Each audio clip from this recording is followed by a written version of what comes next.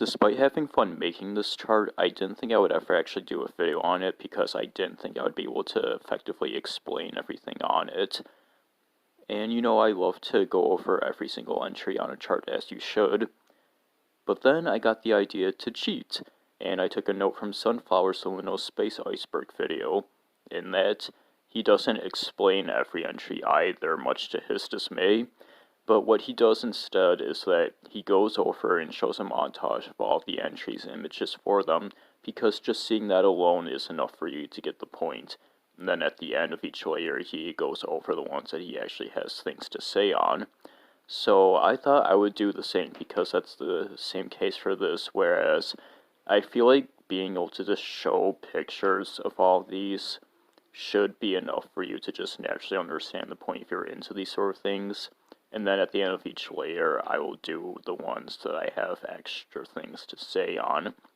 And by the end, once the more we are in specific, then I'll probably be saying more. So with that, please enjoy and immerse yourself into the animated liminal space Iceberg.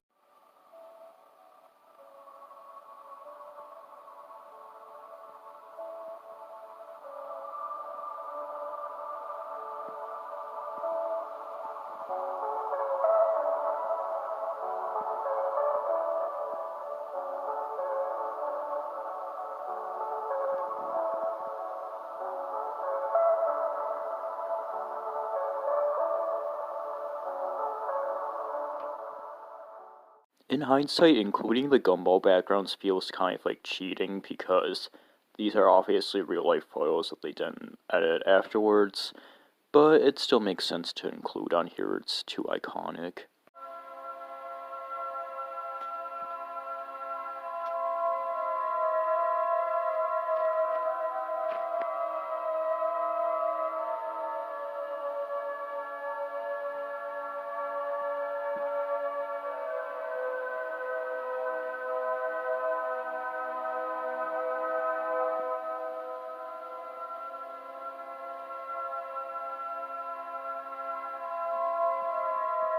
I say Kanto episodes specifically because they hit different from the rest of the series, mainly because of that non-digital art style, which still remained in part of Johto, but by then they had a pretty standard formula that the rest of the anime series followed afterwards.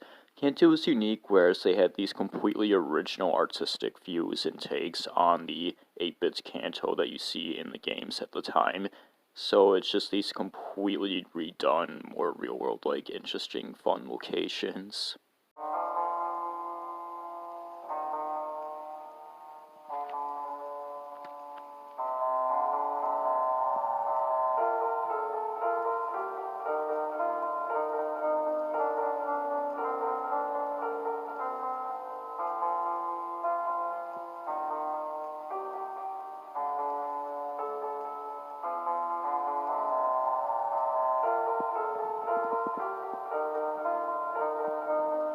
You could argue that all of Toy Story 1 would fit in here, but the nighttime scenes just do it more for me. Of course, obvious locations take place during this time, like Pizza Plant and that gas station, but I also specifically think of the scene of Sid skateboarding home and that nighttime view of the street. It's just something about it that makes me feel way more immersed and way more back in that time than the rest of the movie does, and it also reminds me of seeing the sequels video game at a young age also.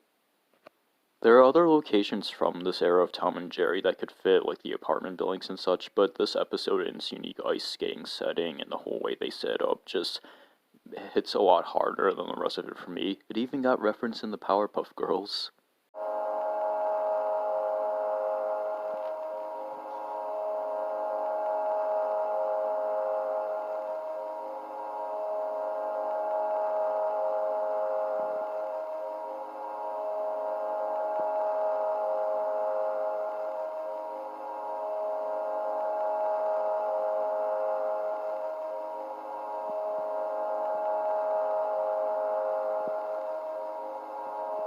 This one might be a bit hard to get through, but there's something about the setting and art style of these shows in particular from this era of it that just gets the most sentimental feeling and hits the closest of, like, trying to be home in, like, a certain, like, dreamlike Saturday morning state.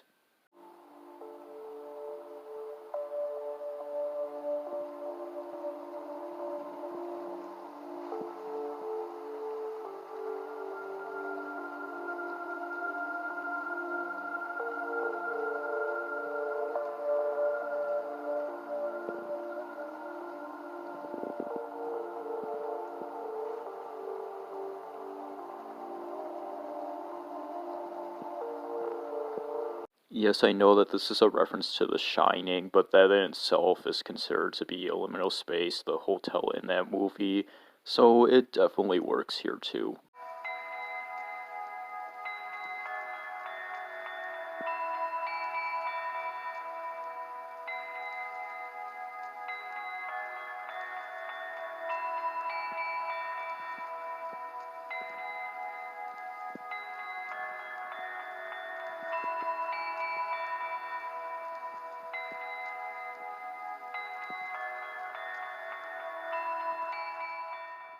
I thought of including just Planet Express in general or other locations in Futurama, but there's something about Planet Express and specifically the pilot episode that is more unique to the rest and gets that much more weird liminal feeling because the layout is different in here from the rest of the series.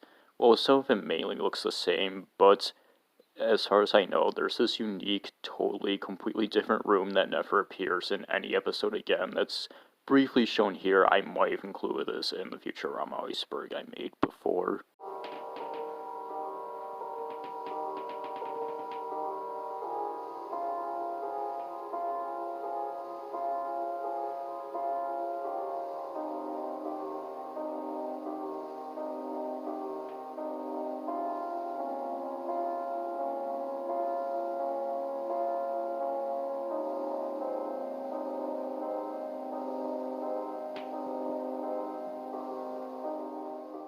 Nothing to say on any specific entry, but this is where early CG shorts start appearing rapidly in here. More obscure ones. The last layer had Pixar shorts that were early from them. Everybody knows what Pixar is. These are the more kind of forgotten ones, but not really if you're in that realm. Anyway, showing images of these ones probably won't do as much, so I suggest that you go look these up all on your own. You can see the names of them for each entry. They're all short, they're all available on YouTube, and they're all really fun to watch, so definitely do that after you're done with this video.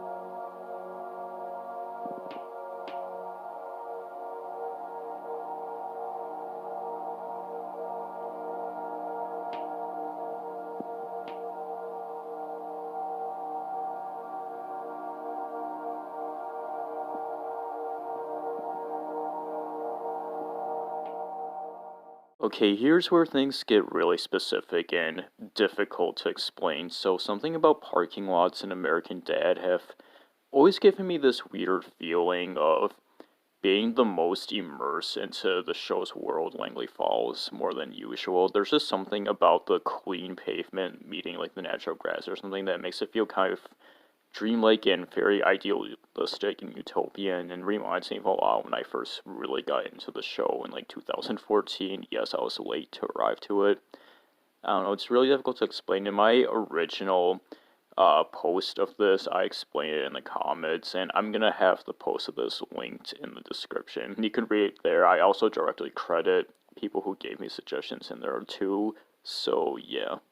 Another weird one, public places in post-Grim and Evil Billy Mandy, aside from being a mouthful, is also more hard to explain. It's similar to the American Dad parking lots, where there's just something about the weird look of these that's just slightly off from real life, but also reminds me a lot of watching the show at the time it came out, like 2005-ish. I mean, it didn't come out then, but these episodes did.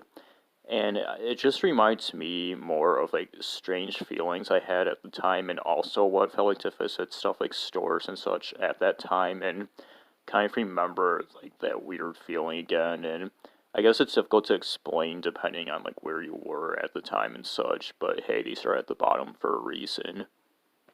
And that's my final explanation. I know this video might have been a bit weird, but I guess I'll leave a comment asking how people like this type of video, and thank you for watching either way.